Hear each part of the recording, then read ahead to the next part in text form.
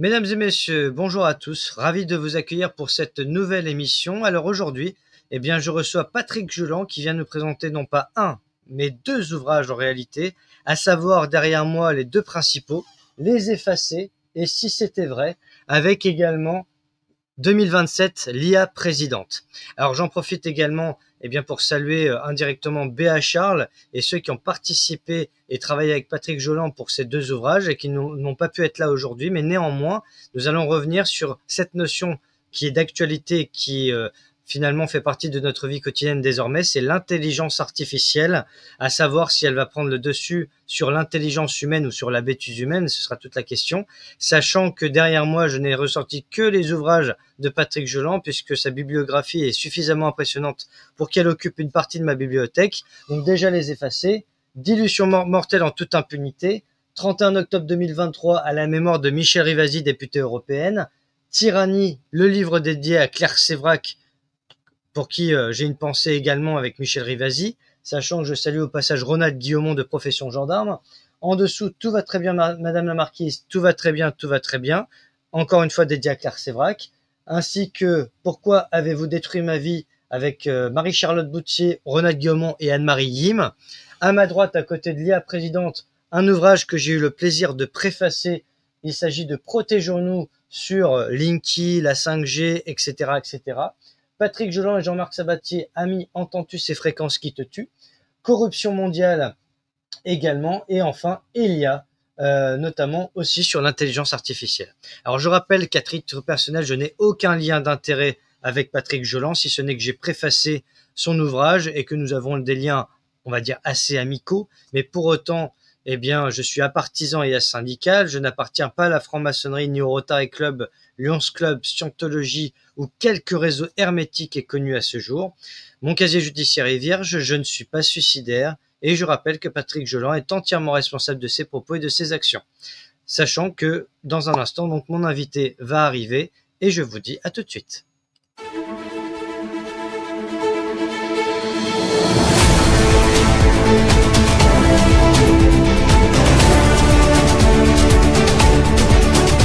Mesdames et messieurs, bonsoir à tous. Oh, je vous laisse lire, je vous laisse travailler, Nicolas. Allez.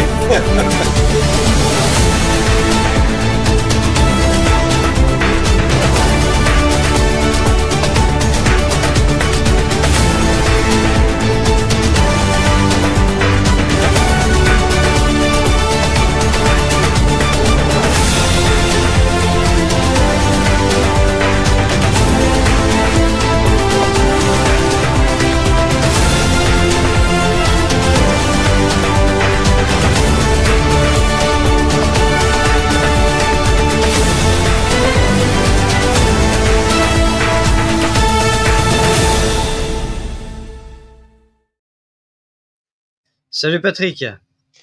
Salut Nicolas, salut. Quel plaisir j'allais dire d'accord, te retrouver. C'est vraiment un honneur. Bah écoute, je t'en prie, sachant que c'est peut-être la troisième fois maintenant que tu es sur le plateau, puisque je t'avais reçu en début d'année dans une table ronde avec notamment Frédéric Furlano et Anthony Brun Maestroni sur l'électro-hypersensibilité. Nous avions fait ensemble 5h15 de direct, mais c'était passionnant et d'ailleurs j'en profite pour les saluer, sachant que Frédéric Furlano reviendra courant du mois de juillet avec un ouvrage que Robin Détois a publié sur les ondes. Donc ce sera l'occasion d'en reparler, mais aujourd'hui nous parlons de l'intelligence artificielle. Alors c'est peut-être la première fois sur ce plateau que je présente deux livres à la fois. Alors l'avantage de tes ouvrages, c'est qu'ils sont faciles à lire quand on a l'habitude déjà de lire, mais ensuite c'est assez pédagogique, assez didactique. Pour autant, je dois être tout à fait franc, Les Effacés, je l'ai trouvé un poil plus technique et un poil plus mathématique, ce qui n'est pas forcément mon domaine de prédilection. Par contre, l'IA présidente, je l'ai beaucoup apprécié, non pas sur le côté intelligence artificielle, parce que c'est pas mon dada, l'intelligence artificielle, je pense que les gens l'auront compris, mais sur le programme politique, sur les idées et sur, j'allais dire, l'actualité où beaucoup de candidats sont justement en lice pour 2027. Donc j'allais dire beaucoup plus ancré dans notre actualité de tous les jours et brûlante en quelque sorte. Pour autant, eh bien, nous allons, à travers des diaporamas que tu nous as préparés pour l'émission, tu nous les as concoctés, eh bien, passer justement de l'un à l'autre. Donc, je te propose de faire une forme d'exposé, de conférence parallèle, puisque les deux ouvrages finalement sont presque intimement liés, puis tu les as sortis en l'espace de 6 mois, presque à 3-4 mois d'écart. Alors justement, Patrick, avant de lire les quatrièmes de couverture des ouvrages et de passer au diaporama, pourrais-tu nous retracer en 2-3 minutes ton parcours en quelques mots et j'allais dire ta légitimité en quelque sorte à nous parler de ces sujets-là? D'accord. Bon, alors je confirme comme quoi je ne suis pas franc-maçon, je n'ai aucun lien, je dirais, avec Nicolas et autres. J'ai toujours pas de casier judiciaire, d'accord, qui ferait l'objet, je dirais, d'une condamnation, donc il est totalement vierge. Et puis je ne suis absolument pas suicidaire jusqu'à ce jour. Hein. Alors ma légitimité, je suis docteur en électronique, d'accord, diplômé d'université, je dirais, américaine. Et finalement, quand je regarde depuis ma carrière, parce que maintenant je suis, je dirais, retraité, bah, de l'électronique, j'en ai fait qu'à peu près 10 ans. Le reste du temps, je suis passé dans l'informatique. Bah, pourquoi? Parce qu'au départ, on faisait de l'électronique, il fallait commander des choses et donc très, très vite, il fallait programmer. Alors j'ai commencé à programmer en hexadécimal et puis après, je dirais, en assembleur, d'accord? D'ailleurs, mes premiers livres sur, l'électronique et sur l'informatique sont en anglais. Ils doivent encore traîner, je dirais, sur Amazon et Macmillan. Ensuite, je suis passé à des langages comme le C, le C++, l'ADA pour les applications militaires. Ensuite, j'ai regardé tout ce qui était interface. Je me suis intéressé à Python. Et puis, plus spécialement depuis 3 ans, je dirais, sur le langage de l'intelligence artificielle, le LLM, le fameux langage large au niveau de l'intelligence artificielle. Au point de vue application, j'ai réalisé une application d'intelligence artificielle pour une société d'assurance qui s'appelle un deepface. Un deepface, c'est j'enregistre la figure d'un employé de la société avec des autorisations. Ensuite, le programme, je dirais, va analyser le battement des yeux, la bouche, la figure et autres. Et pourquoi c'était fait? Je dirais, c'était pour répondre au téléphone à des clients qui disent, écoutez, je n'ai toujours pas reçu mon contrat d'assurance, etc., etc. Au lieu d'avoir une voix, on a une figure de la société qui répond. Alors, ça a été ma première expérience. La deuxième expérience sur laquelle je suis en train de travailler, avec la même société d'assurance, une grosse société d'assurance, c'est concrètement toujours dans les appels téléphoniques, les gens téléphonent. Ensuite, il y a les rapports. Et les rapports sont toujours déphasés par rapport à la réalité, parce que le rapport était écrit par un humain. Et quand on veut faire de l'analyse, je dirais, entre guillemets, de toute la téléphonie, on a besoin d'avoir le réel. Donc, je suis en train de travailler du style, j'enregistre ce qu'ils disent au téléphone et je demande à une intelligence artificielle, d'accord, de me faire une synthèse particulière. Alors évidemment, il faut des autorisations. Il faut dire, écoutez, lorsque vous allez téléphoner à la société, sachez que vous êtes enregistré, d'accord, et que l'on va utiliser cette solution pour faire un rapport. On a besoin d'avoir la situation la plus réelle possible. Alors j'en suis quasiment, je dirais, à la fin de l'application. Donc je pense mettre le logiciel, je dirais, en test, je dirais, dans très peu de temps.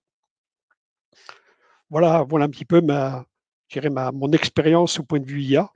Alors, dans mon ancien passé, d'accord, pour aller dans le détail, j'ai travaillé aux États-Unis dans une société nationale de cybersécurité et on parlait non pas d'intelligence artificielle, mais on parlait de deep, d'accord, de profond, d'accord. L'intelligence artificielle remonte à 2012.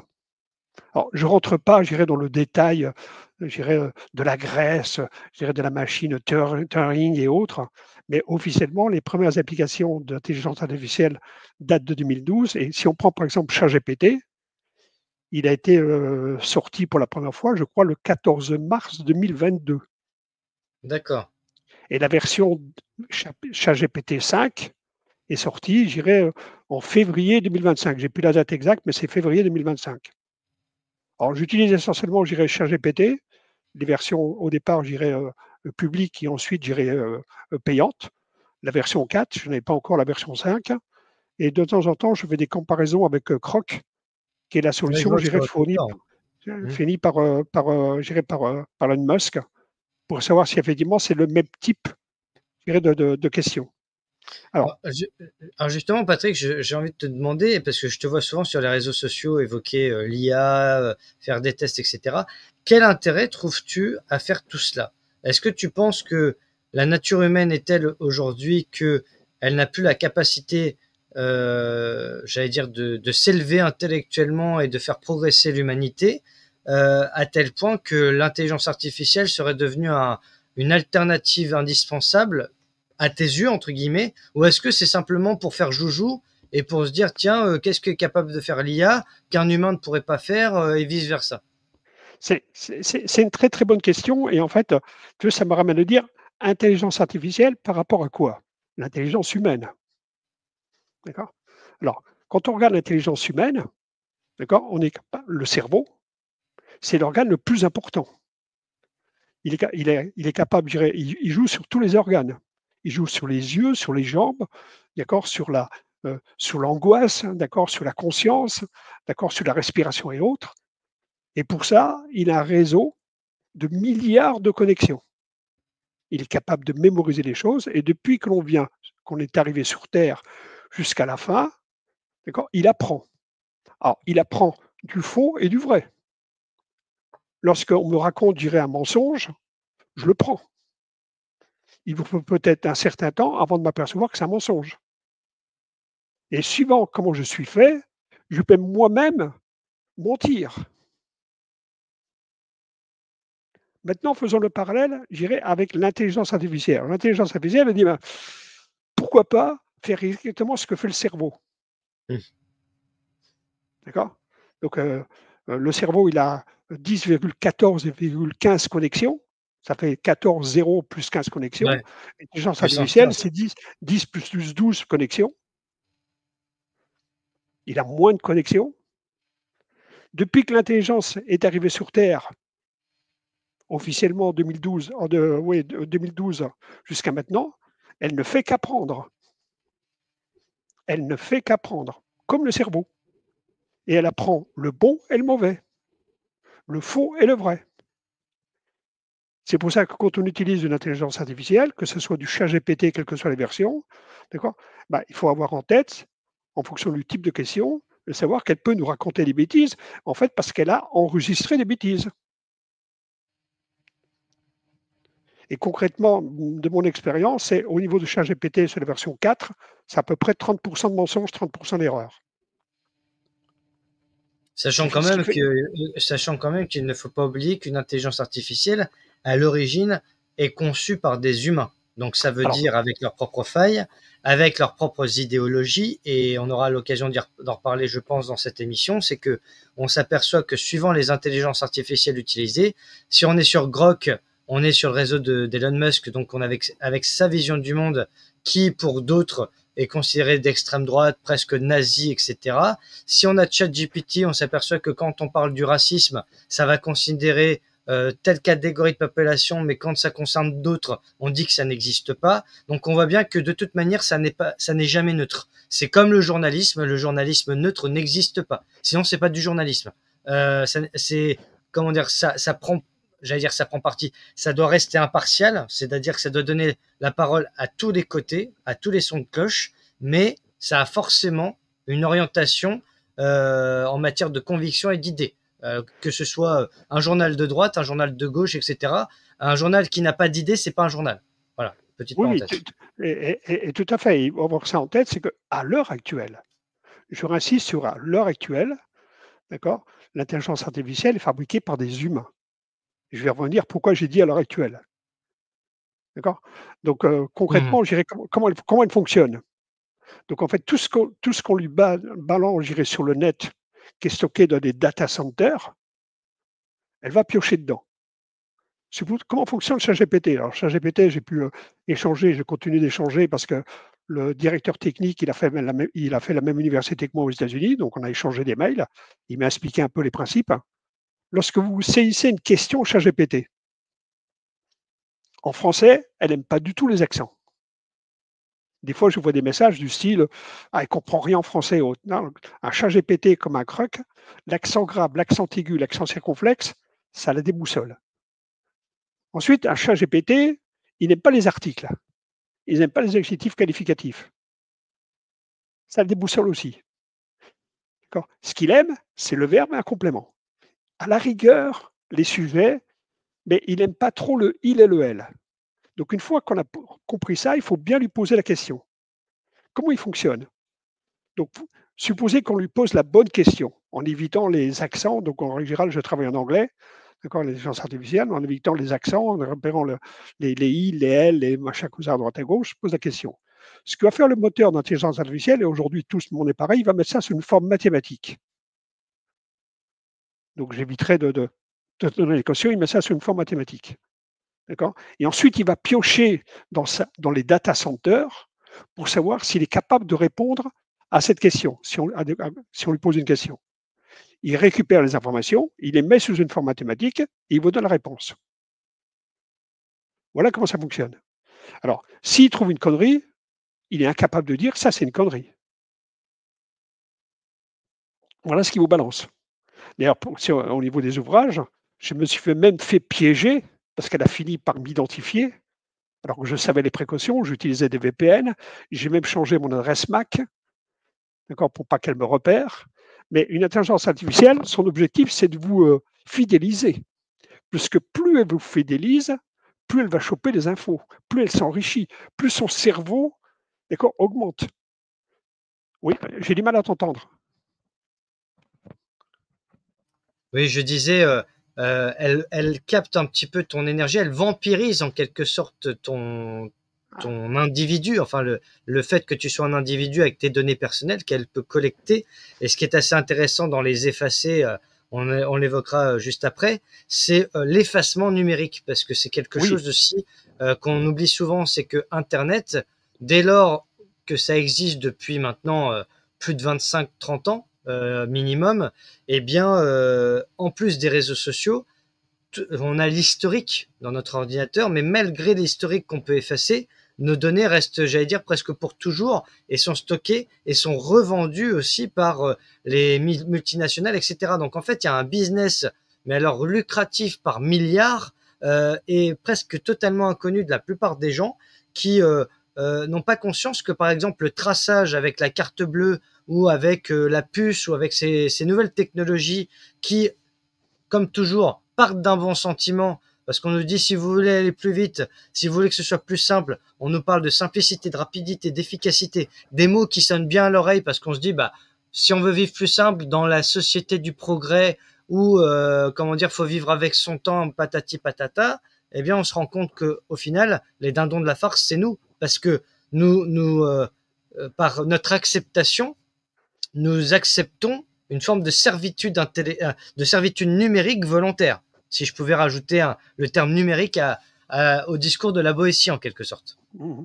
Alors, en fait, si tu veux, un chat GPT, Nicolas, mais elle en sait 3 fois plus que toi et moi réunis, aujourd'hui.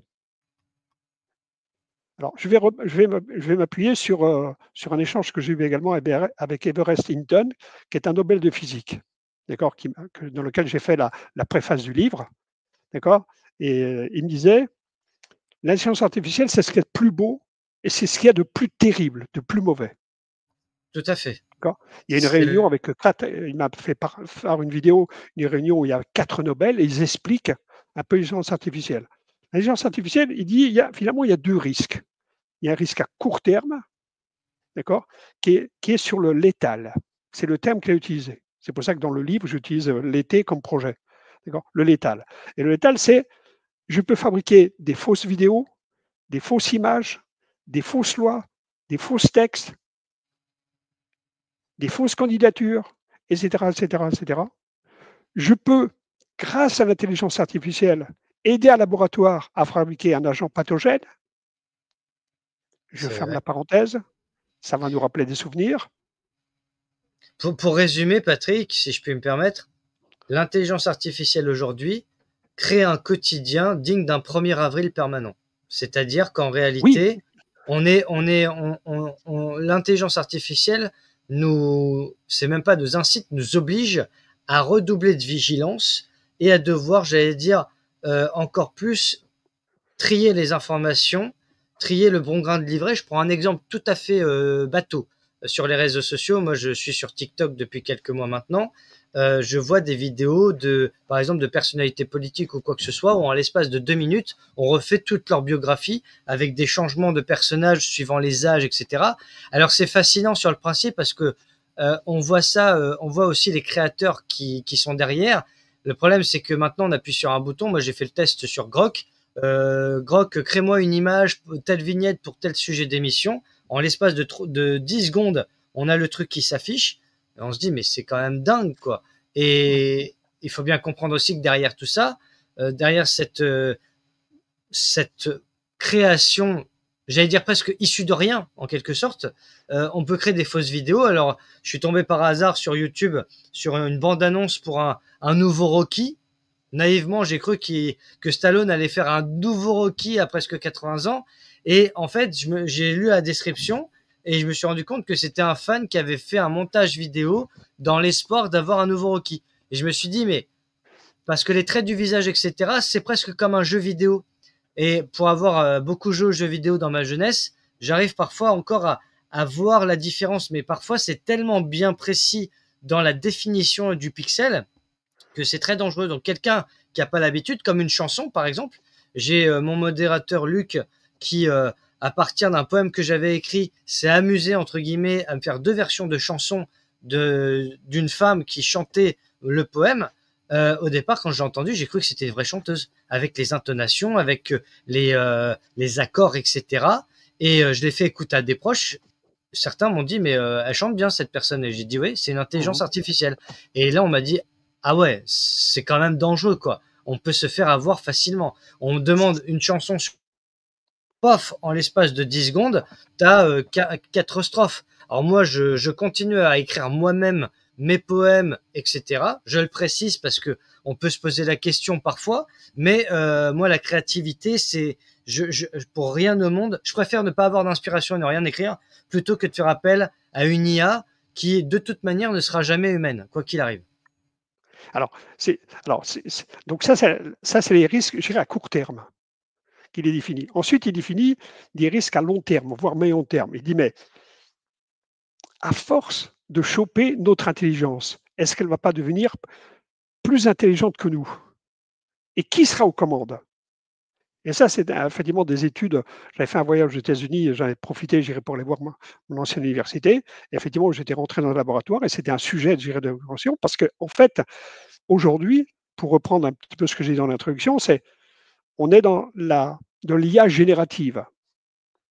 C'est-à-dire qu'un humain a construit une application informatique, plus ou moins sophistiquée, avec un langage très très large, LLM, de langage d'intelligence artificielle, et elle va choper, en fonction, je dirais, de la manière dont ça a été codé mathématiquement, elle va choper les informations et elle répond.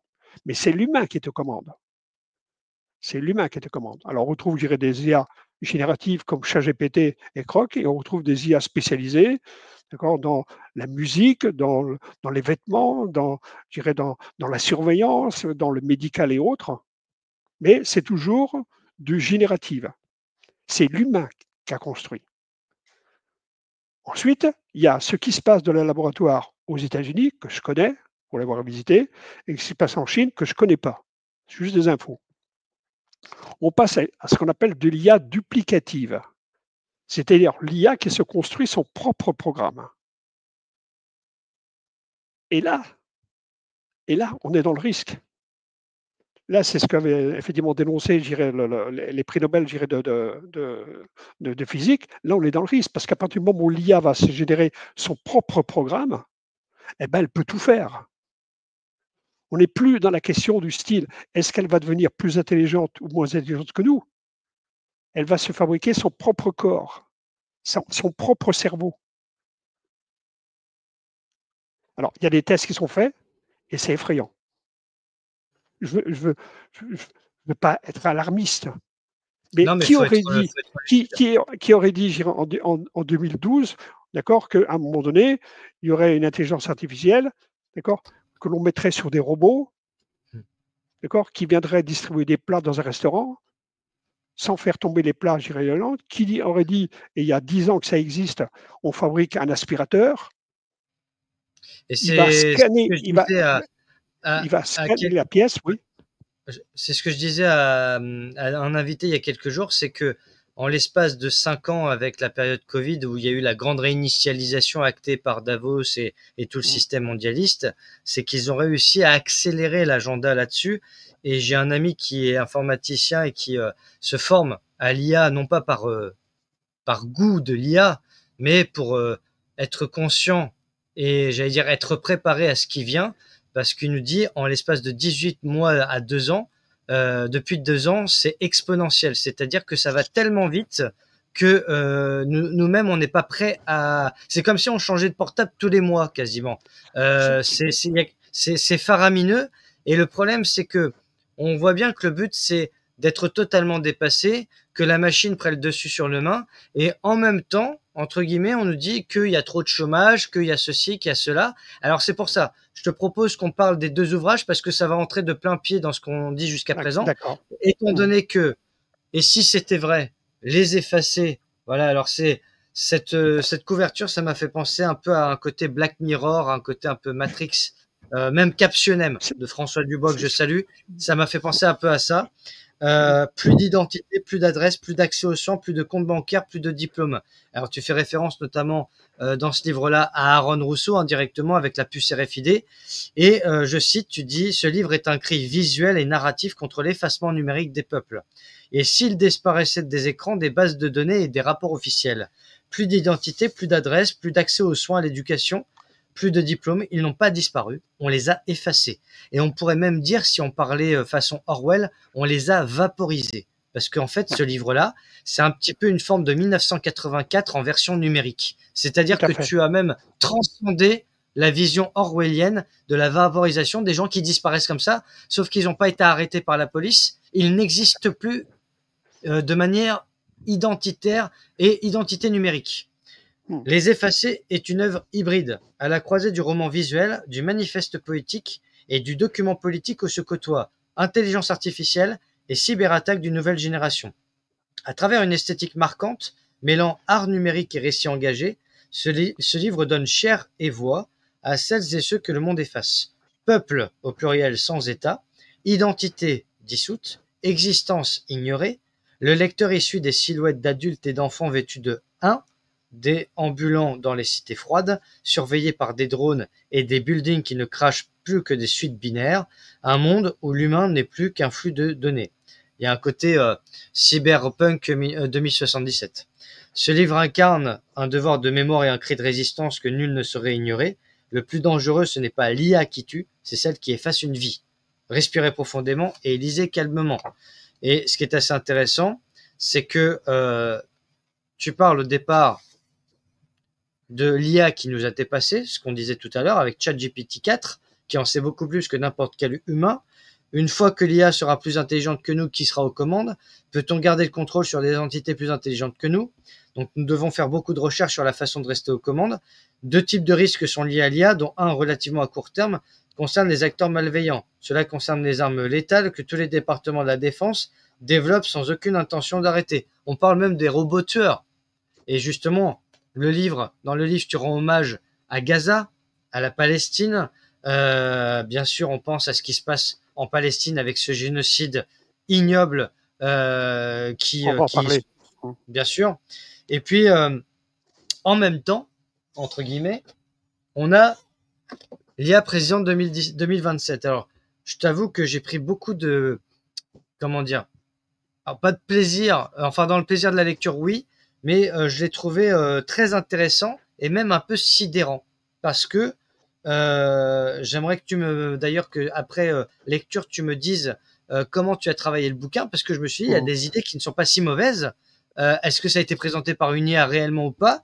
Et je me dis, c'est là que c'est dangereux parce qu'il y a des IA qui sont tellement performantes, qui font des choses qui nous complexent en fait. Parce que c'est ça aussi. On peut devenir jaloux d'une Oui, IA. tout à fait. Parce qu'on voit que l'IA fait des trucs que, Mmh. j'allais dire même sur le plan plus romantique, si tu vois ce que je veux dire, et que même pour les relations hommes-femmes, pour les relations amoureuses, etc., des gens préfèrent avoir affaire à des robots, à des IA, parce que les humains les écœurent trop, qui sont désespérés de la nature humaine. Donc il y a une forme presque de désolation à travers tout ça. Donc c'est presque très dangereux parce que au lieu de réconcilier les peuples, de réconcilier les hommes et les femmes, de réconcilier même les générations entre elles, la distanciation sociale, l'isolement et la période Covid qui a créé la plus grande division depuis la Seconde Guerre mondiale, eh bien là, on l'accroît de plus en plus avec l'intelligence artificielle.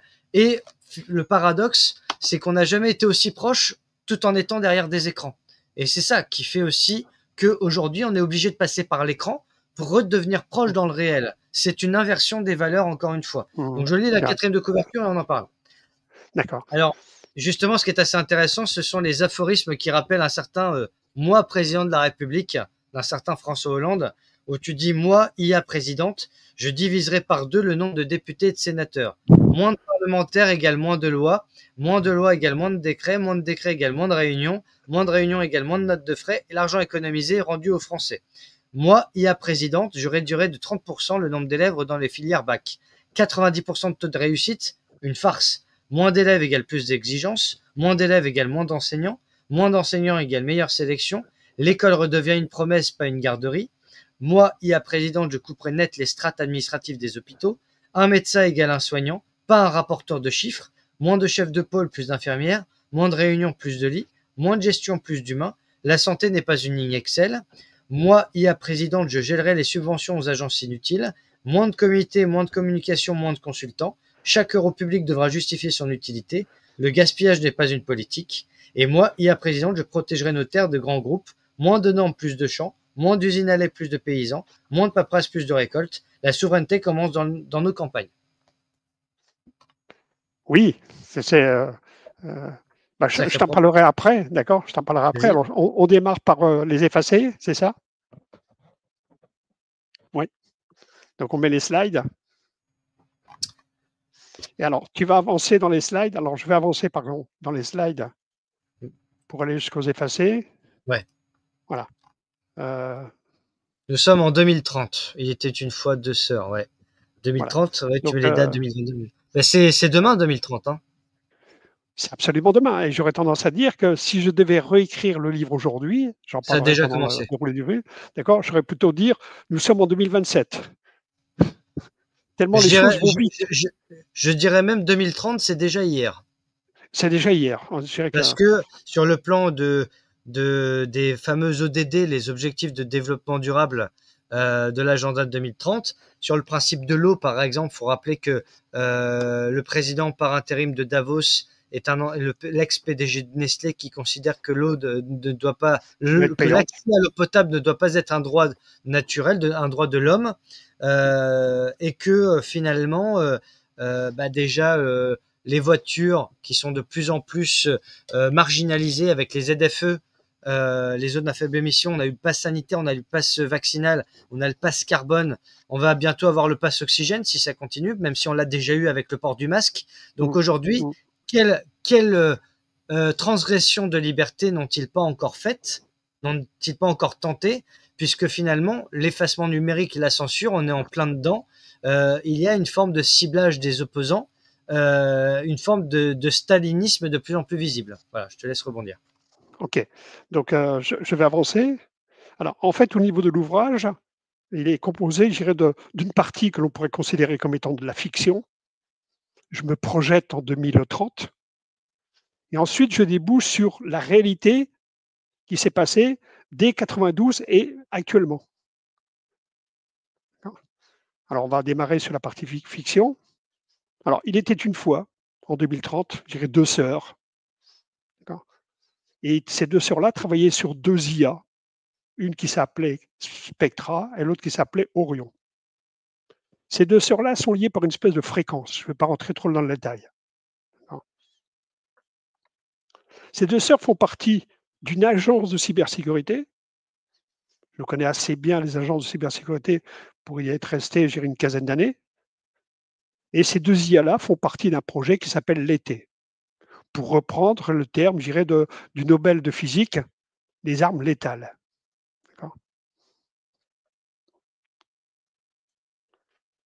L'objectif de l'été, c'est très simple. L'objectif, c'est de surveiller les humains dans le monde entier et, si nécessaire, les effacer. Les effacer numériquement grâce à 2 IA. Une qui s'appelle Spectra et l'autre qui s'appelle Orion. Donc ça est développé, etc., etc.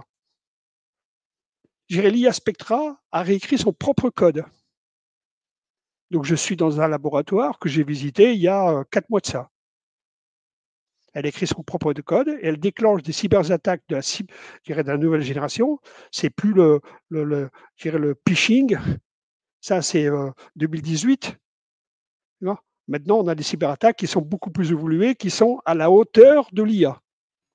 Et la problématique, Patrick, c'est que dans le cadre des élections, et ça j'en parlerai jeudi, enfin comment dire, dans le cadre du référendum sur le traité de 2005, on peut en parler puisque on évoque aussi les élections de manière générale avec des changements de voix à quelques heures d'écart. 2022, par exemple, le second tour entre Le Pen et Macron, où l'écart de voix change et s'inverse. Les élections roumaines avec le changement de voix entre Simeone et son opposant. On voit bien que, tu disais, on est en 2027, oui, en quelque sorte, parce que déjà le terrain est préparé pour 2027, puisque les votes... Le terrain, je ne vais pas faire peur. Alors, c'est Spectra qui est la vilaine. Ne pas faire peur, c'est une réalité. Hein. La réalité est plus effrayante que la fiction. Hein. Oui. Elle va déclencher des cyberattaques, d'accord, pour effacer des millions de personnes en Europe. Alors, au niveau de l'agence de cybersécurité américaine en haut, c'est la grosse panique. Et l'Europe, se réunit, etc. Quoi. Donc, tout ça a été expliqué. Parce que si je comprends bien, Patrick, sur le principe des effacés, si on l'applique sur le plan réel et actuel des choses, c'est qu'il y a une forme de, comment dire, de double tranchant. C'est-à-dire que si je reprends par exemple ce que dit Charles Prats concernant le cartel des fraudes avec par exemple 75 millions de cartes vitales alors qu'on est 67 millions d'habitants, qu'il y a des gens qui ont 110 ans et qui sont toujours référencés pour les cartes vitales ou pour la sécu ou quoi que ce soit. La fraude, l'intelligence artificielle ne va pas supprimer ça. Ça peut même enrayer le problème. Parce que certains pensent que l'intelligence artificielle... Elle peut même le fabriquer. Voilà, c'est ça. C'est-à-dire que à partir du moment où derrière, et c'est ça que beaucoup n'ont pas encore compris, c'est que certains pensent que l'IA, ça va un petit peu colmater les brèches et remplir les trous. Non, ça peut être aussi l'effet inverse. Ça peut être une fabrication artificielle d'une dette, par exemple. Ça peut être la fabrication artificielle d'identité. Et surtout d'identité numérique, hein, quand on voit les bots, les trolls sur les réseaux sociaux, des comptes factices, etc., c'est déjà de l'intelligence artificielle. Et en fait, cette intelligence artificielle ou cette fabrication artificielle existe depuis très longtemps. Les jeux vidéo, mais aussi les numéros de téléphone ou autres. Donc déjà, ça fait un moment que le terrain est préparé, sauf que là, les ambitions de leurs créateurs, qui sont encore une fois des humains, qui possèdent une richesse incommensurable pour la plupart d'entre eux, qui souvent, j'ai pas de preuves, mais qui souvent, je suppose, font de l'optimisation fiscale aussi, puisque c'est un business qui est très rentable. Ceux-là ne pensent pas à l'intérêt des peuples, ça ne les intéresse pas, puisque ils ont déclaré la guerre au peuple, y compris au peuple invisible. C'est-à-dire qu'ils fabriquent, ils fabriquent notre consentement, ils participent à l'ingénierie sociale et ils fabriquent même des fausses données. Et ils créent le totalitarisme. C'est du totalitarisme numérique en quelque sorte. Oui, tu as entièrement raison. En fait, quand on regarde la première partie du livre qui est fiction, on dit mais c'est vrai. Et puis après, je vais prouver que c'est vrai, que ça a été fait et que c'est fait. Alors, l'IA Orion va découvrir ce qu'on appelle la bibliothèque de particules effacées. Ça porte un autre nom dans l'agence où j'étais. Je ne vais pas rentrer dans les détails. Et je vais terminer par cette image-là. Finalement, à l'Ouest, rien de nouveau ou presque. C'est toujours le combat du bien contre le mal. Disons que c'est facilité avec des IA. Comme disait le prix Nobel, c'est quelque chose de fantastique, l'IA. Et c'est quelque chose, je dirais, il n'y a pas plus dangereux qu'une IA. Bah, disons que c'est... Pour la connaître, il faut la programmer. Hein. D'accord. Faut savoir un peu comment on peut me jouer. si l'intelligence artificielle, par contre, par exemple, permet de rendre la jambe à quelqu'un qui a été amputé ou d'accompagner sur le plan de la santé des choses. Alors, on fait même des choses avec l'imprimante 3D, presque même de la nourriture ou quoi que ce soit. Il y en a, je crois, qui ont essayé d'imprimer des pizzas en 3D et de les manger après. Enfin, des choses assez incroyables de modeler, de faire. Quand c'est en matière d'amélioration et de progression de l'humain, ça peut encore servir. Mais quand il s'agit de remplacer définitivement l'humain, parce qu'une fois que c'est remplacé, on remet pas l'humain derrière. Parce que pour un employeur, pour un patron, pour une multinationale, un humain, c'est trop contraignant. Ça coûte cher, c'est pas forcément hyper productif, ça fait grève, ça demande des augmentations d'impôts, de salaire, ça demande des congés. Bref, voilà, il faut que ça tombe malade.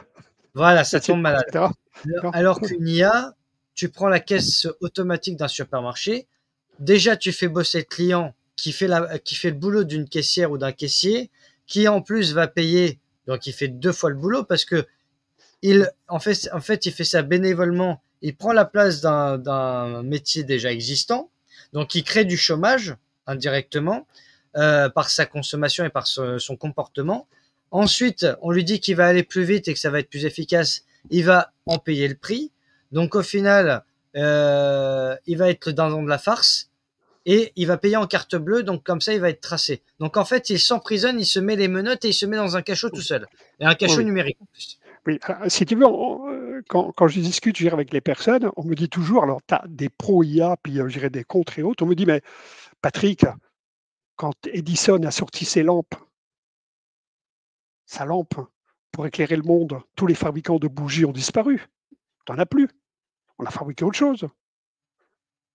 Oui, enfin, oui et non, parce que quand tu as un problème d'électricité, tu es bien content d'avoir des bougies, hein, parce que le portable, oui. pas. Et après, on me dit, mais Patrick, c'est qu'avant, quand on faisait les voyages, il y avait les diligences, il y avait des chevaux. Tu n'as plus de maréchal Ferrand, je crois. Les maréchals Ferrand ont disparu. Donc, on crée des métiers. J'ai dit, oui, d'accord, on crée des métiers. Et tu vas plus loin avec le chemin de fer. Tu vas pas autre, tu crées des métiers. On me dit donc l'intelligence artificielle va créer des métiers. Oui, ça va créer des métiers. Le problème, c'est quelle est la proportion, je dirais, de métiers qui vont disparaître par rapport aux métiers créés. Si je prends uniquement le volet, je dirais création, destruction. Oui, mais est-ce que à l'époque d'Edison, il y avait 8 milliards de personnes sur la planète? Est-ce que à l'époque d'Edison, il y avait un agenda mondialiste qui programmait la dépopulation et le fait qu'on considérait une partie de l'humanité comme inutile?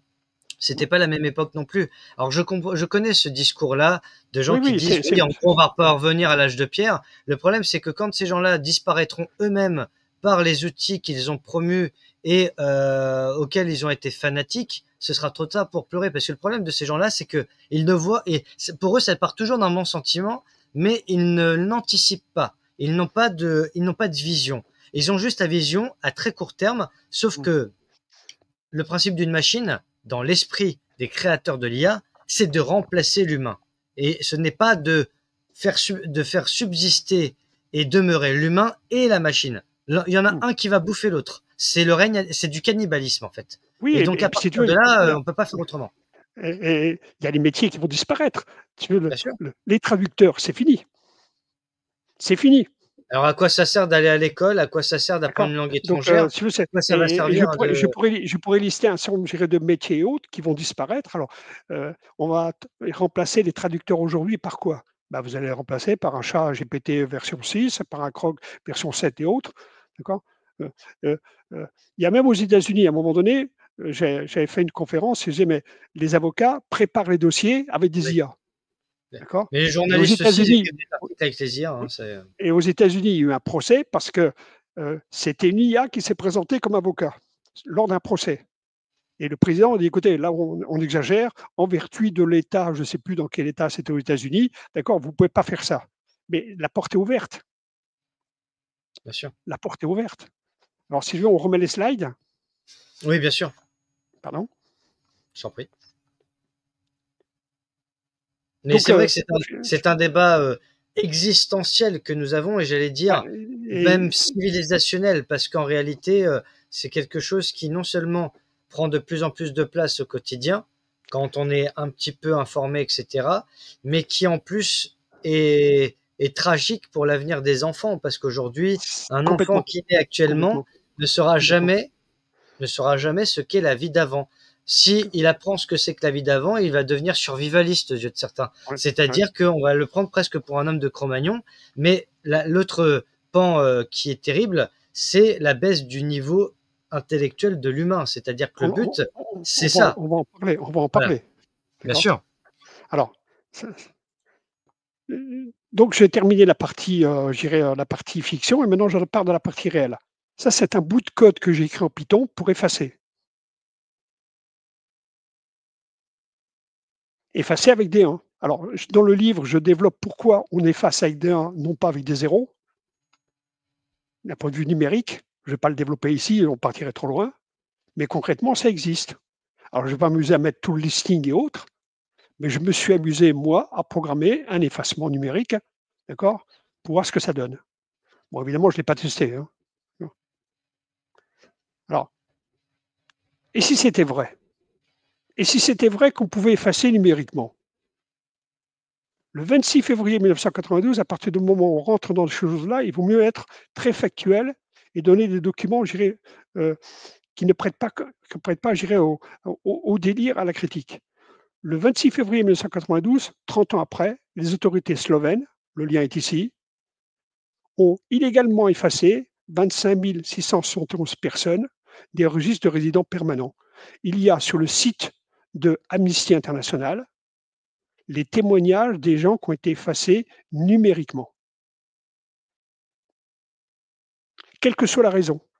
Alors on dit, pas de résident, tu n'existes pas de job, tu ne peux pas te faire soigner, tu ne peux pas t'inscrire au boulot et autres. C'est ça, hein. Tu existes, mais tu n'existes, tu as dit, mais tu n'existais pas. Et le président slovène, d'accord, je dirais, a présenté ses excuses aux effacés. Voici la page. Alors, dans Amnesty International, ils ont construit un gros, je dirais, bâtiment, d'accord, un mémorial concernant les effacés. 2561 effacés, dont 5360 enfants officiels de fait.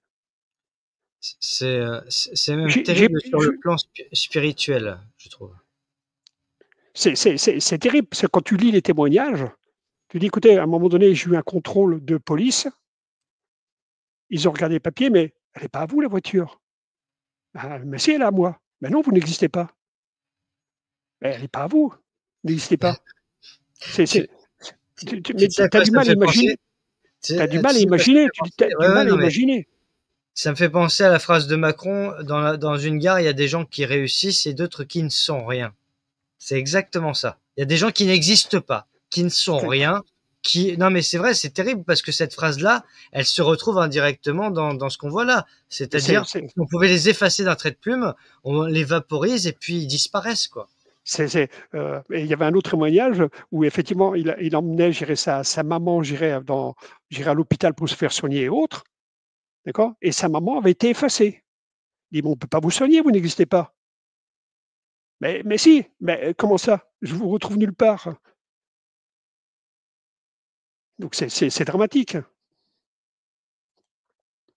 Et si c'était vrai? Et là, je vais rentrer dans une partie très délicate, d'accord, où il vaut mieux, j'irais, parler avec des choses factuelles, d'accord. Sinon, c'est les problèmes.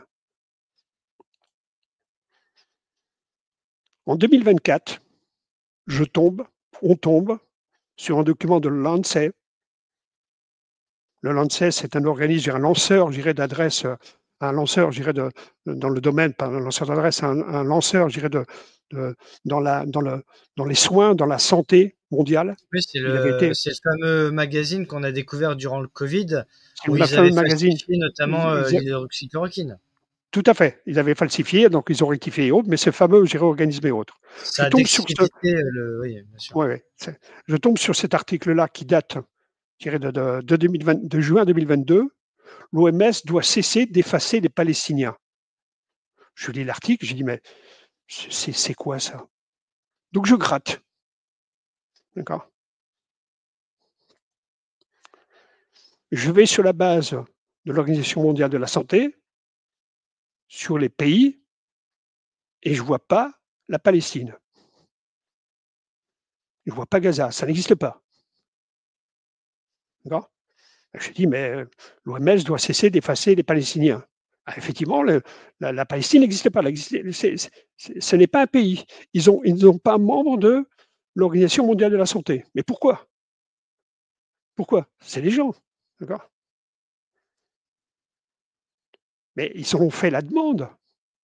La Palestine a fait la demande officielle le 12 mai 1989 pour devenir, je dirais, membre de l'Organisation mondiale de la santé. On va voir ce que ça implique et quels sont les résultats d'être membre de l'OMS. Ils ont fait la demande et le 19 mai, il y a une réunion de l'Assemblée générale des Nations unies qui décide non pas de dire non, mais de reporter à une date ultérieure. Et au moment où je parle, ils n'en font toujours pas partie. Donc je gratte, on avance. Mais pourquoi? Pourquoi ils n'en font pas partie? Parce que en 1989, les États-Unis ont sorti une loi, en disant, toute personne, tout pays qui, qui soutiendrait la demande de la Palestine de faire partie de l'OMS serait banni et il y aurait des sanctions. Je résume la loi. Et ils en sortent une loi. Ils en sortent une loi. La loi américaine pour opposer la Palestine à l'OMS et à l'ONU. La Chambre amendée, toujours en 89, quelques jours après, déclare la politique des États-Unis de s'opposer à l'admission de l'organisation de la Palestine pour devenir membre de l'ONU et de l'OMS.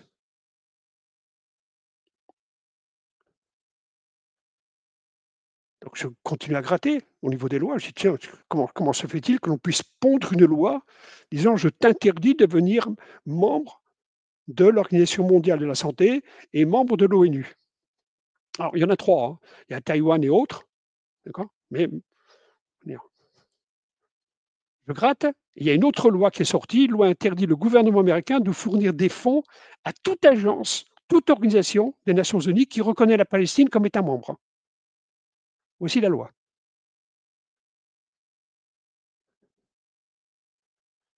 Donc en clair, c'est banni de banni.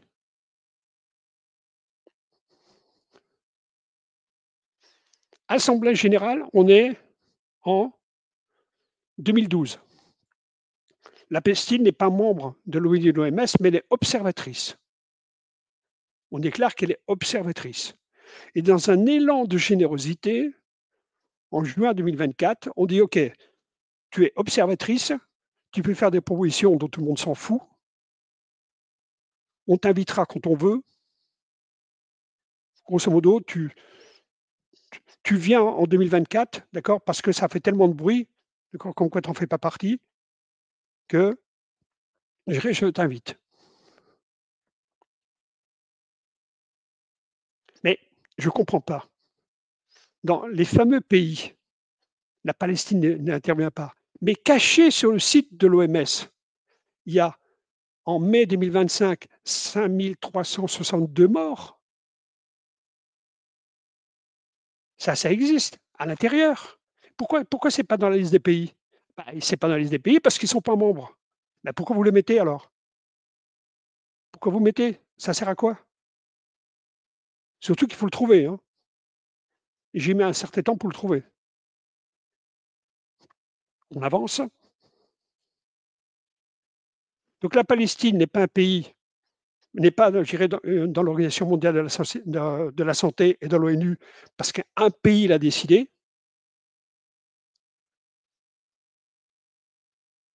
Publication de la Lancet. L'OMS doit être à la hauteur de ses valeurs et inclure les données des Palestiniens. Et le comble du comble, Conseil des Nations Unies du 18 avril 2024. Liste par l'Observateur permanent de la Palestine. Il dit « Notre droit à l'autodétermination n'a fait l'objet, je dirais, d'aucun marchandage, négociation, etc., etc., etc. » D'accord ?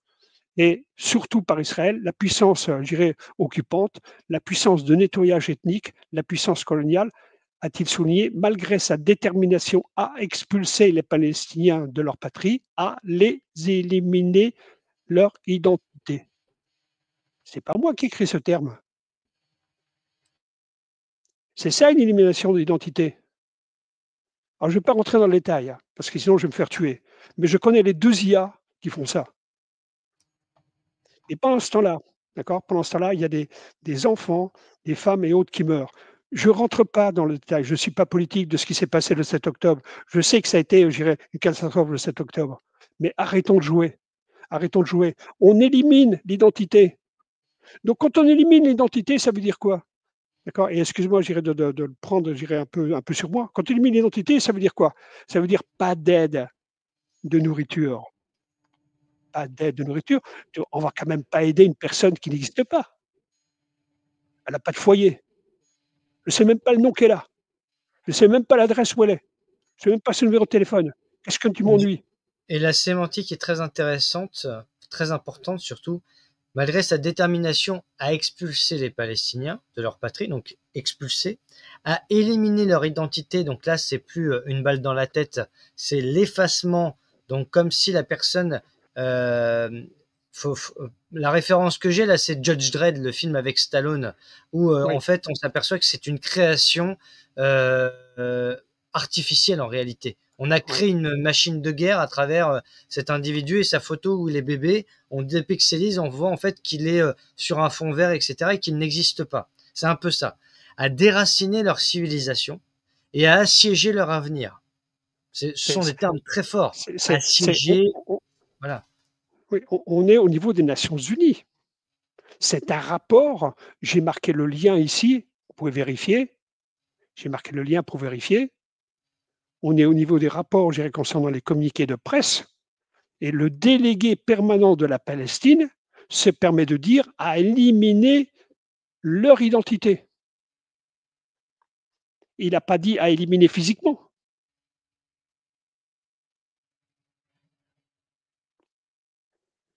Donc c'est ça que je voulais parler. Donc on peut venir maintenant sur, on peut fermer et revenir sur l'autre partie du sujet, le deuxième livre. C'est concrètement la question, c'est est-ce que c'est possible d'éliminer, d'accord, numériquement une personne? La réponse est oui. Moins d'informaticiens, et je vous donne la preuve comme quoi ça a été fait, d'une part en 92, et d'autre part, je dirais actuellement. C'est pas le fait c'est l'élimination vis-à-vis de ne pas faire partie de l'OMS, parce qu'un pays a décidé de ne pas faire partie de l'OMS. Ne pas faire partie des Nations Unies parce qu'un pays a décidé, je dirais, que cet État, qui n'est pas un État, ne veut pas en faire partie. Mais concrètement, que l'on mette en place, d'accord, un processus, des procédés pour éliminer notre identité. C'est ça l'élimination d'identité, c'est ça l'équation du néant dont on parlait autre. Et on va fermer le débat parce que ça Non, me mais met tellement en c'est colère. important et bien sûr, on a une pensée pour Et, Gaza, et pour les et Palestiniens. c'est factuel, c'est factuel, c'est factuel. Je n'invente rien, c'est factuel. Je n'invente rien comme quoi les États-Unis ont pondu une loi interdisant, d'accord, que la Palestine devienne, je dirais, un État membre de l'OMS, avec l'influence américaine et autres. Les États-Unis ont pondu une loi disant toutes les agences qui, qui autoriseraient, d'accord, la Palestine, je dirais, à devenir membre de l'OMS, eh ben, je vous ai en ligne de mire. J'aime bien les États-Unis m'ont formé. J'ai travaillé pour eux. Mais je trouve que ça suffit. Ça suffit, stop. Je n'arrive plus aujourd'hui avec ce que j'ai découvert, et je ne peux pas tout dire, je vais rester au niveau du livre, avec ce que j'ai découvert, je ne vis plus quand je regarde des vidéos d'enfants pleurer et autres, même si je sais qu'il y a certaines vidéos qui ont été fabriquées avec de l'IA, ça se voit quand on a l'habitude, mais il y a beaucoup de vidéos qui n'ont pas fabriquées avec de l'IA. Concrètement, ils sont en train de, de mourir de faim. Hmm. Mourir de faim. Et j'ai pas besoin d'avoir des Mais journalistes du style les camions ne rentrent pas. ce sont des procédés utilisés jadis et qu'on reproduit Comme on dit souvent, l'époque change, les méthodes restent. Et là, on voit Mm. bien ce qu'ils essayent de faire. Le problème, c'est que c'est avec l'aval des institutions mondialisées et de la plupart des gouvernements. Donc, pour se donner bonne conscience, ils disent non, faut pas faire ceci, faut pas faire cela. Mais ces gens-là sont soumis au lobby en question, ont été placés grâce au lobby en question, et donc ne vont pas mordre la main qui les a nourris. Oui, et quand tu regardes la prochaine réunion qui est dans le cadre de l'ONU pour étudier la énième demande de la Palestine à être, à, à être membre de l'OMS et membre de l'ONU, elle est en juin 2025. La France va participer. Alors, la France, on critique souvent la France, mais la France, quand il s'est passé un certain nombre de choses, d'accord, elle a envoyé quand même un bateau au large. Elle a pris, des Palestiniens et autres, qu'elle a fait soigner sur le bateau, elle a fait un certain nombre de choses et autres, mais l'offre en termes, l'aide humanitaire, non pas l'aide, en termes de santé, l'aide de soins, l'aide humanitaire en termes de bouffe, zéro. Alors après que les journalistes disent on n'arrive pas à passer, il y a plein de débris partout, c'est bloqué par un tel, par un tel, par un tel. Non, c'est parce que ça n'existe pas. Tu vas quand même pas aider une personne qui n'existe pas. Il faut à un moment donné dire, écoute, je te dois une boîte d'haricots. À qui? M'amuser à balancer ça partout. Tu n'existes pas. Tu es effacé. Voilà, mon cher Nicolas, pour la première partie. Très bien. Alors, on va passer à l'IA présidente, puisque là, ce qui est assez intéressant dans ton ouvrage, c'est que finalement, après avoir tout passé au crible, le Cour des comptes ministère, aïe, elle propose des solutions concrètes. Et honnêtement, c'est vrai que c'est assez bluffant. J'avoue, je l'ai lu avec certaine curiosité, en me disant, est-ce que ça pourrait se faire vraiment dans le concret? Et je pense qu'on va avoir des surprises d'ici ces 2 prochaines années, dans tous les sens du terme d'ailleurs, hein. Bien malin sera celui qui pourra dire ce qui va se passer. Mais voilà, je te laisse nous expliquer un petit peu. Alors, en fait, tu posais la question, c'est comment tu as construit ce livre et qu'est-ce qui t'a donné l'idée? Je suis français, j'aime la France. D'accord? J'ai la double nationalité, sinon ça ferait longtemps que je vivrais en Californie. J'aime la France. Et à un moment donné, j'écoute la radio et autres. La France, plus de 3000 milliards de dettes. Le seul pays européen qui continue à se dégrader. Je dis, mais c'est quoi ça? C'est quoi ça? D'accord. Ouais, mais c'est volontaire aussi. Il faut Alors, préciser que c'est oui, pas oui, oui, oui, bien sûr. Alors, hasardeux.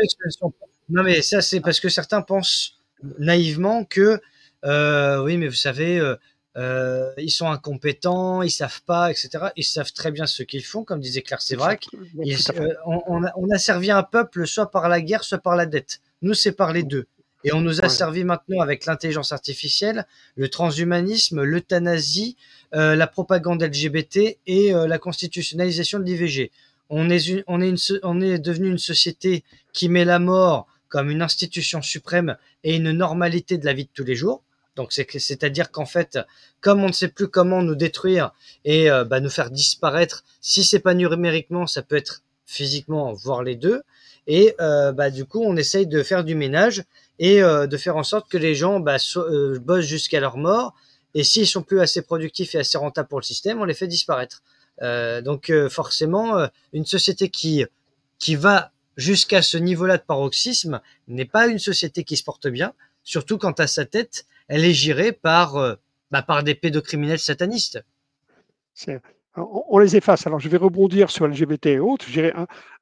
Les premiers décrets qu'a signé le président Trump, c'est de faire disparaître toute cette population-là, hein, des bases de données, des registres américains, hein. C'est-à-dire que pour lui, c'est une femme et un homme, point barre. Tout ce qui vient en dehors de ça a disparu des bases de données.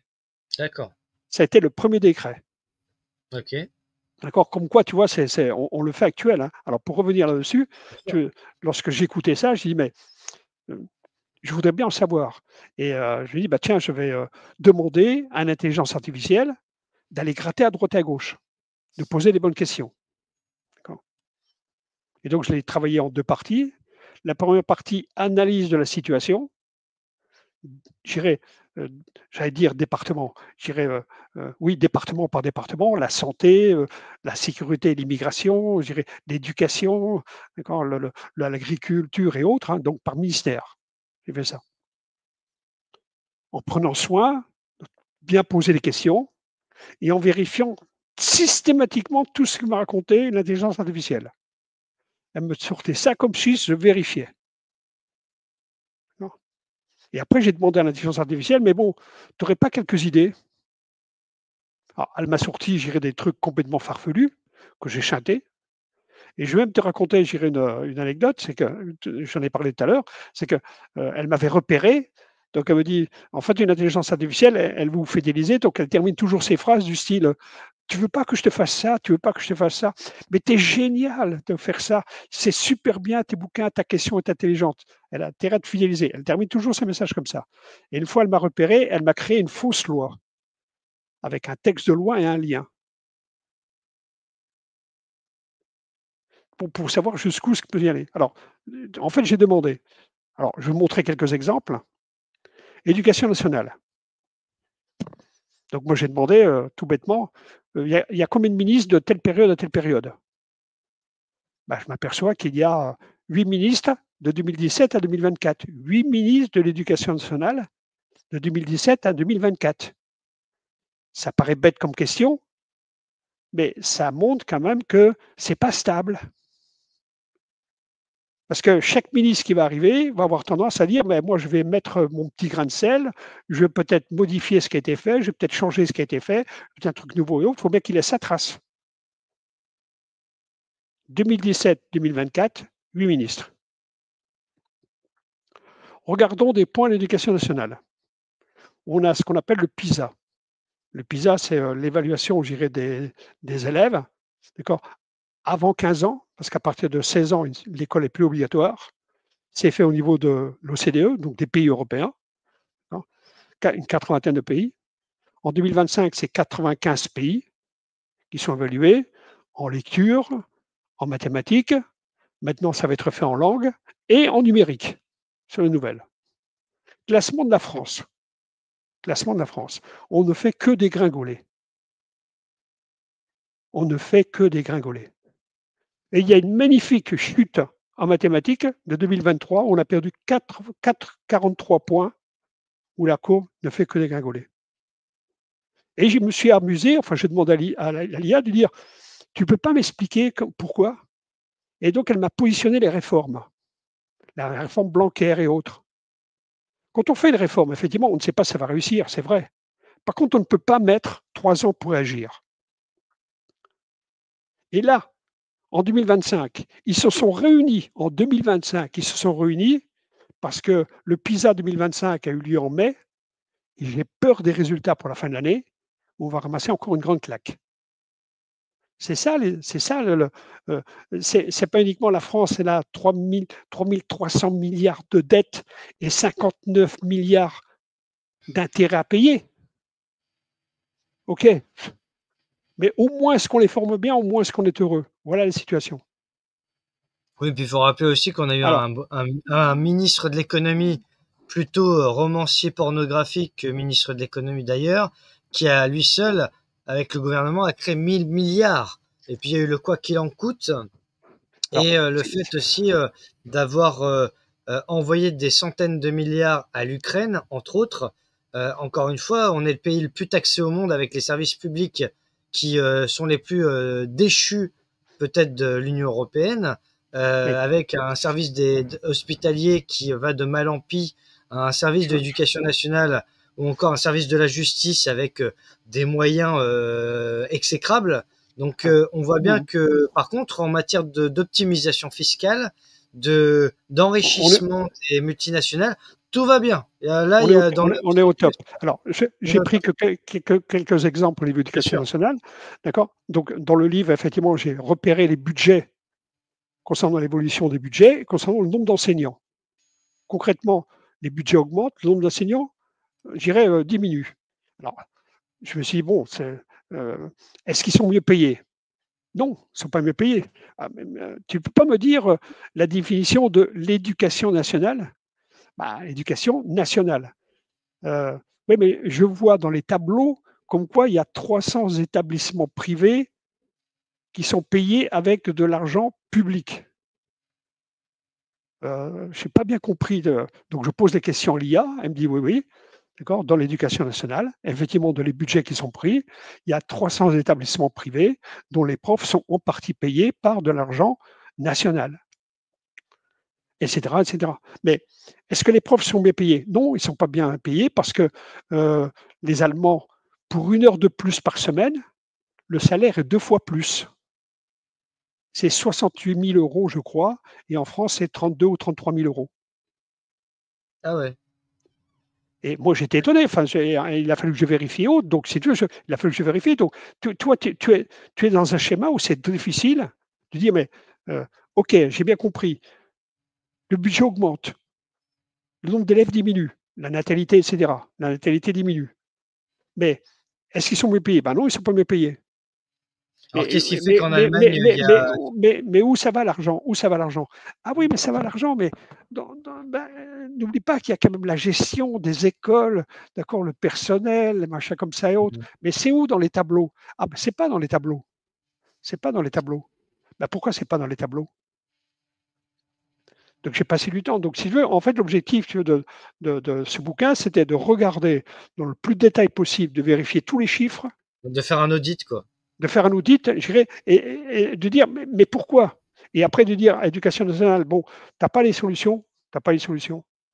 Dans l'éducation nationale, le taux de réussite 2024 du baccalauréat général, c'est 96. Oui, bah, bientôt, ça va être 150%. Le Donc, problème, c'est donc, que donc, durant le donc Covid, on tu a sais, donné le bac il y à a, il tous y les a, gamins. il y a, Et il y a quand quand ils même, arrivent sur le marché du travail, ils savent même pas parler, ils savent même pas faire 3 phrases sans faire de faute d'orthographe.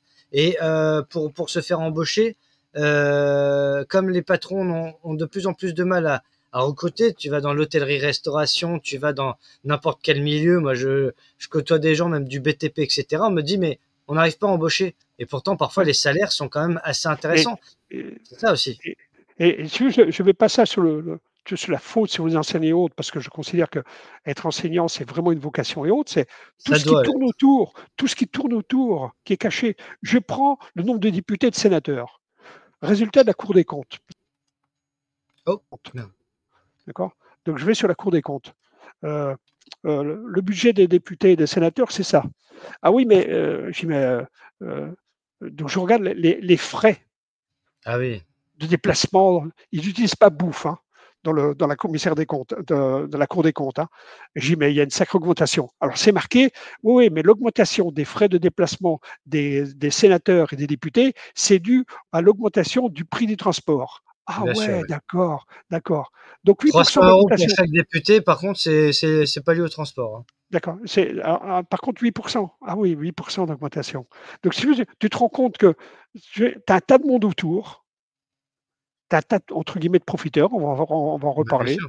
qui fait que le budget, tu as un budget qui est voté et puis tu balayes. D'accord? Et les 2500 € d'augmentation de Van der Leyen, c'est lié aussi aux frais de transport ou c'est lié à autre chose? Parce que, non, mais parce qu'à un moment donné, il faut arrêter aussi de prendre les cons pour des gens, comme disait Coluche, parce que il faut rappeler que c'est quand même un socialiste qui a enlevé l'indexation des salaires sur l'inflation. Euh, j'ai plus son nom, mais en 83, et que en fait, il a fait une politique de droite et qu'il s'est targué d'être plus de droite que ceux de droite. Et on s'est aperçu. C'est pas Rocard ou un truc comme ça, Non, non? c'était pas Non, Rocard, c'est non, j'ai plus son j'ai nom, plus le mais nom. en tout cas, Jacques Delors, voilà, c'est Jacques Ah, de là. Delors, quand même le père de Martine Aubry, hein. Et rappelons Puis, que Martine au niveau de Aubry la a mis en Commission place européenne, il avait les quand même du poids. Hein. 35 heures. Oui, oui, oui, mais voilà. Mais si tu veux, c'est que la problématique concernant l'éducation nationale, c'est que déjà, c'est le terme qui fait défaut. Instruction publique, c'est beaucoup plus adapté à ce que devrait être l'école. Là, en fait, c'est l'État qui s'ingère dans les affaires de l'école et dans les affaires familiales. On l'a vu pendant le Covid. Et Oui, c'est le aujourd'hui, terme, c'est le terme, c'est le terme, je suis on d'accord. veut, on Éducation veut, nationale. voilà, aujourd'hui, on veut supprimer l'instruction en famille sous prétexte du séparatisme, tout simplement parce que on s'aperçoit qu'en instruction en famille, les enfants sont beaucoup plus matures et évolués que ceux qui vont à l'école et qui est devenue une fabrique de crétins. Dixit Jean-Paul Brigelli, entre autres.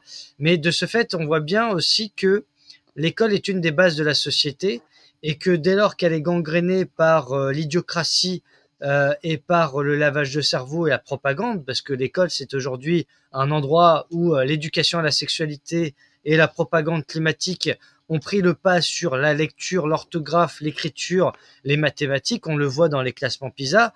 Donc le but, c'est de créer une génération, des générations d'abrutis qui auront la capacité, ou plutôt l'incapacité de penser par eux-mêmes et qui seront les premiers influençables pour les prochaines élections, pour les prochains votes. Ah, C'est mais pour ça, voilà. Nicolas, t'exagères, il y a ChatGPT.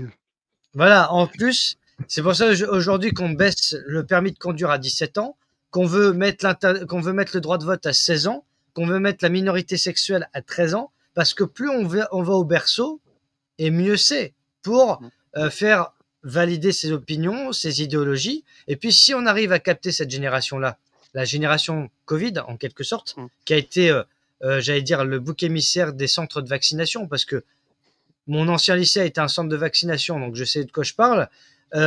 Après, ces gamins-là auront des enfants à l'avenir, donc ils seront déjà préparés à les formater tel que le système veut. Donc là, j'allais dire, c'est la dernière chance d'avoir un sursaut, parce qu'après, c'est foutu, en Ouais, après, c'est réalité. foutu. Ouais. C'est ça, On peut mettre d'autres slides pour bien sûr. ton livre préféré, j'allais dire. Alors, c'est pas que c'est mon livre préféré, mais j'avoue que il Oui, est très intéressant sur la manière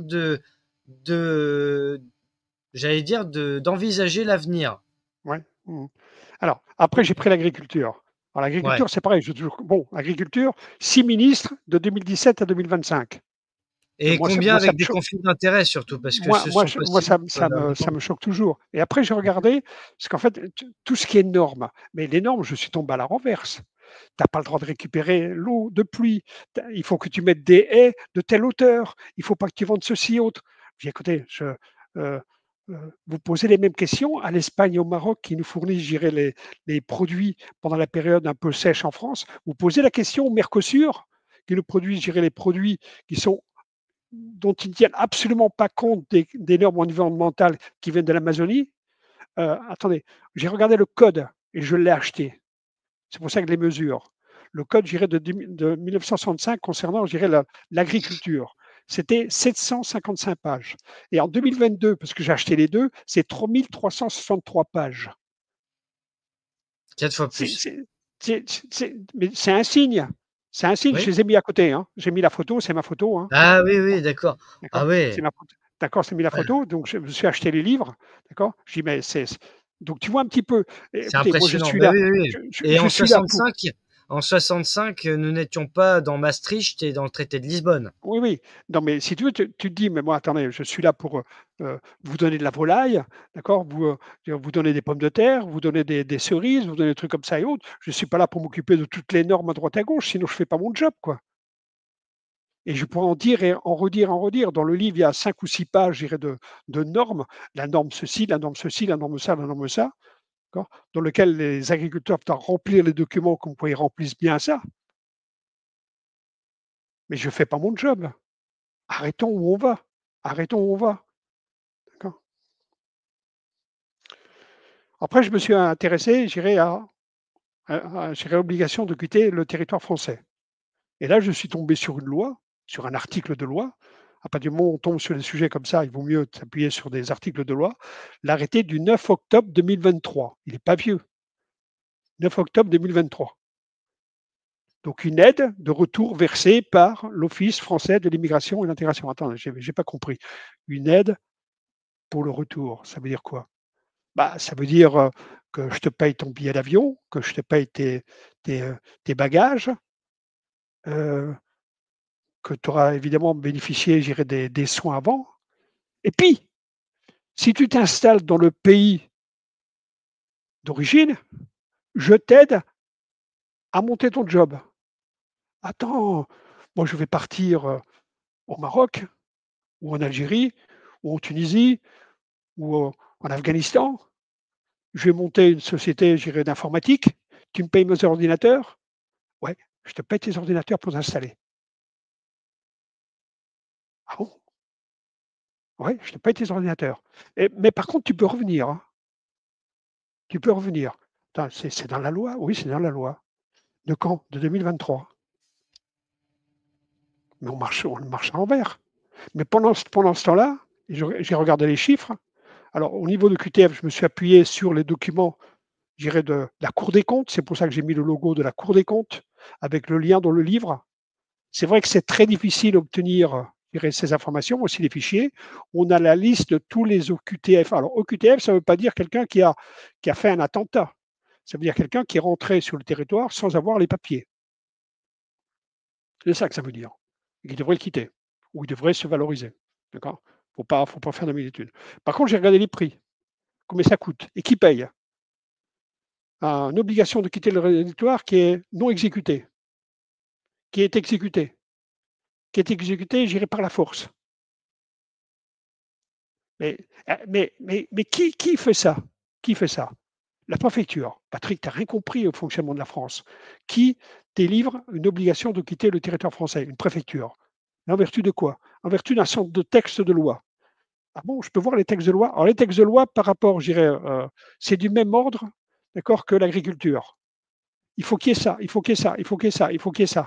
Donc concrètement, quel est le nombre d'obligations de quitter le résultat qui ont réussi à quitter le résultat? 12%. Compte de la Cour des comptes.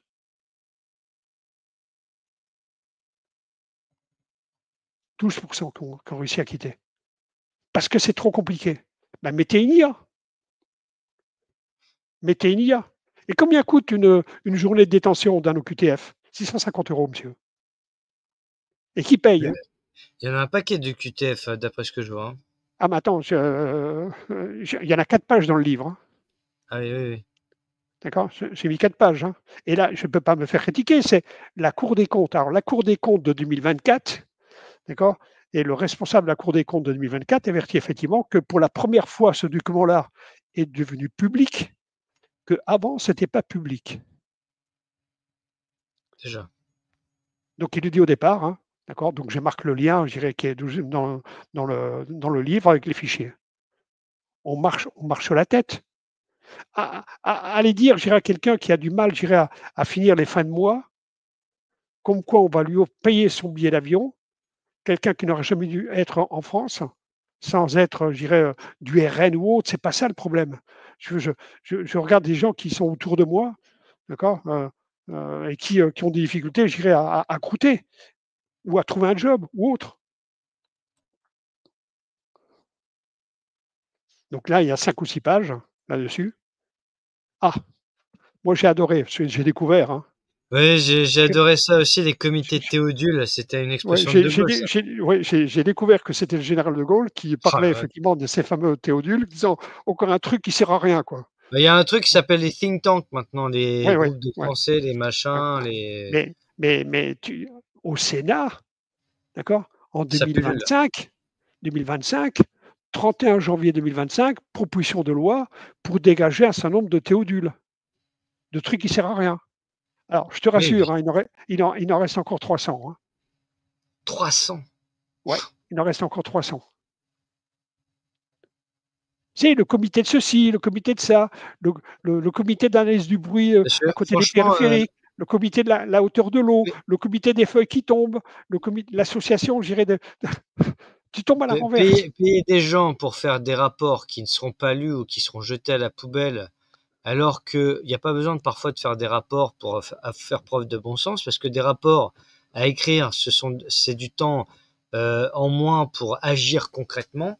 Mais comme il faut bien recaser les copains, les coquins, par exemple, le haut commissaire au plan, ça c'est le truc que Bayrou, l'emploi fictif, on appelle ça, que Clément Beaune récupère. Oui, on a fait des rapports, etc. C'est Et, le plan de quoi? Ah, le plan de l'agenda 2030, savoir s'il est bien mis en place, et on met un commissaire, savoir si on applique bien la propagande, etc. Là, on peut comprendre. et, Mais et, et, et- voilà. et attention, il a fallu quand même une loi pour en supprimer 10, hein. Oui, et puis bon, étant donné que les oppositions dans le pays, elles sont aussi minces qu'une feuille de papier de cigarette, puisqu'on voit que déjà destituer un président de la République, c'est impossible, qu'une motion de censure, Ça se fait par intérêt parce que certains veulent prendre la place, mais attention, pas trop vite, parce que si avant les élections présidentielles, on devient Premier ministre de cohabitation, on se fait automatiquement griller pour les prochaines élections. On n'a pas envie d'être dans la malédiction de Matignon avant l'heure. Voilà, il y a que du calcul, il y a que de l'électoralisme, et donc voilà, c'est tout. Tu veux, c'est pour ça que j'ai vérifié tous les chiffres et que tous les documents, si tu veux, sont issus de documents factuels, de façon à ne pas dire d'où il sort ce mec-là. Ah, c'est encore un truc à l'IA. Non, non, non, c'est factuel ça. Bon, voilà un petit peu. Alors, dans le livre, il y en Nickel. a N. Hein. Il y en a N, j'irai tous les départements, j'irai. La santé, j'ai découvert que dans la santé, il y avait 35 établissements de santé qui sont surendettés, des 35 CHU. Là, je suis sur la page des urgences, page 65. Oui, oui. Urgence, la moitié des patients, il reste plus de 3 heures en 2023, 45 minutes de plus qu'en 2013. Ouais. Voilà. C'est là. Ouais. Ouais. Et c'est officiel. C'est officiel. Bien sûr. C'est- Ah et- oui, puis les 43 500 lits qui ont été perdus depuis fin 2013, parce que ça, c'est pas mal aussi. On construit des bâtiments neufs, mais ils restent vides. Dans une pandémie, on suspend des soignants, mais on paye des vigiles pour contrôler les passes, pour aller se faire soigner à l'hôpital. Le don du sang n'y est pas soumis. Voilà. Je dis ça, je dis rien. On supprime des lits en pleine crise, soi-disant. 60 000 lits supprimés en 15 ans. 60 000 lits, c'est quand même l'équivalent de la ville de Carcassonne. Il y a à peu près 55 000 habitants à Carcassonne. Donc, il faut imaginer l'équivalent d'une ville relativement moyenne quand même. mais Nicolas, je n'ai pas voulu tout mettre dans le livre. Il y a un lien qui dit, un lien officiel hein, qui dit, venez vous soigner en France. Venez vous soigner en France. Et une liste, je dirais, d'établissements de santé, évidemment les gros établissements de santé qui ont besoin de faire appel je dirais, à l'extérieur pour remplir je dirais, leur salle. Venez vous soigner en France. Ça Alors, date de 2025. je sais pas si c'est une intelligence artificielle qui a fait ça ou si c'est vrai. Vendredi 20 mars 2026, Salle Pasteur, l'intelligence artificielle dans la médecine. C'est dans le cadre de la fiction politique? C'est dans le cadre de la fiction politique. D'accord. Ouais. Ouais. Okay. Si tu veux, en fait, c'était une réunion qu'il y avait où je présentais des vrais résultats et j'ai demandé à une intelligence artificielle qu'elle me fasse l'affiche. Mais je serais pas surpris que ton bouquin se concrétise vraiment dans le réel. Hein. Ben, si tu veux, c'est un bouquin. Alors, pour information, il a été quand même, je dirais, pour information, pour le livre, il a été en premier dépublié. Et ensuite, il a été publié, mais vous l'aurez entre 6 et 7 mois. Et maintenant, il a été republié parce que j'ai envoyé un petit mail à Amazon en disant bon, ne jouez pas trop. Non, puis donc, tu parles des finances publiques. Il a été dépublié, pardon, oui. Tu parles des finances publiques avec le nombre de députés, de sénateurs, comment dire, le coût de fonctionnement, par exemple, les dépenses. En 2022, dernier exercice pour lequel l'exécution budgétaire est connue, les dépenses de l'Assemblée nationale ont enregistré une hausse de 46 millions par rapport à l'exécution 2021. 603,8 millions contre 557,8 millions, soit une augmentation de 8,2%. Dépenses de fonctionnement, eh bien, c'est passé de 532,2 à 563,9 en 2021. Dépenses d'investissement, passant de 25,7 à 39,9 de 2021 à 2022, après une hausse de 35% déjà entre 2020 et 2021. Et en fait, tu t'aperçois que tu n'as que ça. Tu as un tas de personnes, je dirais un tas de monde qui grouille autour. Ah oui, c'est pas possible. Tu dis, écoutez, j'ai un budget d'éducation nationale, C'est OK. L'éducation nationale, c'est 60 milliards. D'accord. C'est le budget, un des projets les plus importants avec je dirais, la sécurité et l'armée, quoi. Qu'est-ce qu'ils en font? C'est la base de notre futur, quoi. Alors, tu as d'une part ça, dans la situation, d'accord, et d'autre part, tu as les outils dits d'intelligence artificielle qui viennent, d'accord, et j'aurais tendance à dire qu'ils vont combler les trous, hein, ou en fabriquer d'autres, hein. Mais enfin, ils vont combler les trous parce que de toute manière, tu seras effacé. Bien sûr. D'accord? Tu vas être effacé. Comme on l'a montré, je dirais, dans d'autres cas de figure, tu vas être effacé. Alors en conclusion de tout ça, Patrick, des effacés à l'IA présidente, quel avenir de l'IA vis-à-vis de l'humain? Est-ce que l'humain est amené à disparaître et à être effacé en totalité pour être remplacé par la machine ou transcendé par la machine? Est-ce que l'humain survivra, quoi qu'il arrive, à la révolution virtuelle, numérique et transhumaniste? Quel est ton regard par rapport à tout ce que tu as pu écrire et apprendre?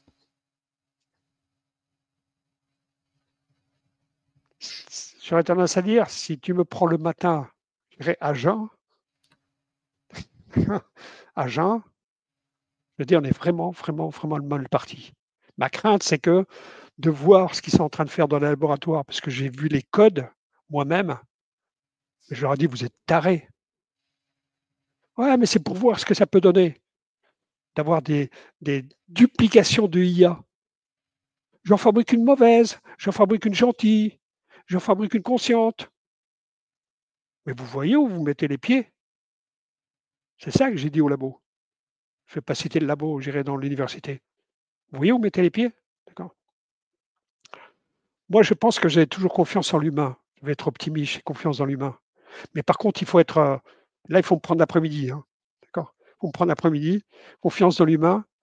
Je pense qu'il faut réveiller les choses. Comme à un moment donné, il faut dire, écoutez, voici ce qui se passe à Gaza, voici ce qui se passe en Palestine.